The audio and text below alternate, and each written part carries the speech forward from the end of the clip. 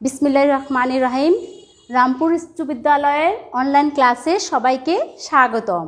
আমি ফাতেমা আক্তার, সহকারী শিক্ষক, রামপুর হাই স্কুল, হাজীগঞ্জ, চাঁদপুর। সুপ্রিয় শিক্ষার্থীরা, কেমন আছো তোমরা? নিশ্চয়ই ভালো আছো। আমি আজকে তোমাদের যে ক্লাসটি দেখাবো, ষষ্ঠ শ্রেণীর বাংলা দ্বিতীয় পত্র ব্যাকরণ দেখাবো। আজকে আমি ব্যাকরণের মধ্যে নিচ্ছি ধ্বনি ও বর্ণ। আজকে আমি তোমাদেরকে ধ্বনিটা নিয়ে আলোচনা করব। সবাই মনোযোগ সহকারে দেখবে, শুনবে। ধ্বনি কোনো ভাষার উচ্চারিত শব্দকে বিশ্লেষণ করলে যে উপাদানসমূহ পাওয়া যায় সেগুলোকে পৃথকভাবে ধ্বনি বলে। তাহলে কোনো ভাষার উচ্চারিত শব্দকে বিশ্লেষণ করলে যে উপাদানসমূহ পাওয়া যাবে সেগুলোকে পৃথকভাবে ধ্বনি বলে। ধ্বনি তৈরি হয় বাকযন্ত্রের সাহায্যে। ধ্বনি সাধারণত তৈরি হয় বাকযন্ত্রের সাহায্যে।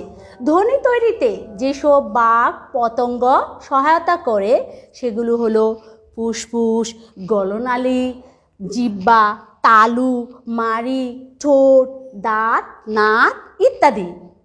এরপরে বাংলা ভাষায় ব্যবহৃত ধ্বনিগুলোকে প্রধানত দুই ভাগে ভাগ করা যায়। কয় ভাগে?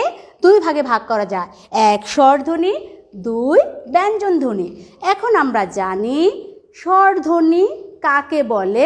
উদাহরণসহ স্বরধ্বনি যে ধ্বনি উচ্চারণের সময় মুখের ভিতরে কোথাও বাধা পায় না এবং যা অন্য ধ্বনির সাহায্য ছাড়া নিজেই উচ্চারিত হতে পারে তাকে বলে স্বরধ্বনি।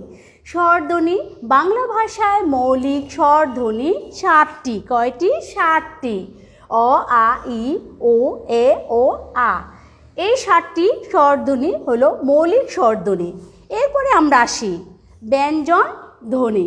স্বরধ্বনি গেল, আমরা দেখলাম যে ধ্বনি উচ্চারণের সময় কোথাও মুখের ভিতরে কোথাও বাধা পায় না, অন্য ধ্বনির সাহায্য ছাড়া নিজেই উচ্চারিত হতে পারে, সেগুলো হলো স্বরধ্বনি। তাহলে কি দেখলাম? স্বরধ্বনি কতটি? 7টি। এবার আসো ব্যঞ্জন ধ্বনি। যে ধ্বনি উচ্চারণের সময় মুখের ভিতরে কোথাও না কোথাও বাধা পায় এবং যা স্বরধ্বনির সাহায্য ছাড়া নিজে স্পষ্ট রূপে উচ্চারিত হতে পারে না তাকে বলে ব্যঞ্জন ধ্বনি। ব্যঞ্জন ধ্বনি যেমন ক, খ, গ, ঘ, প, শ ইত্যাদি, এগুলো ব্যঞ্জন ধ্বনি। আর সব আছে। এই ধ্বনিগুলোকে প্রকৃষ্টভাবে শ্রুতিযোগ্য করে উচ্চারণ করতে হলে স্বরধ্বনির আশ্রয় নিতে হয়। যেমন দেখো উদাহরণ, ক যদি আমরা এই ব্যঞ্জন ধ্বনিটাকে উচ্চারণ করি ক যোগ অ, তাহলে হবে ক। আর যদি গ, এই ব্যঞ্জন ধ্বনিটা গ যোগ অ, গ। এরপরে যদি আমরা প ব্যঞ্জন ধ্বনিটা উচ্চারণ করি প যোগ অ, তাহলে প পেলাম। তাহলে আমরা ব্যঞ্জন ধ্বনি কি দেখলাম শিক্ষার্থীরা?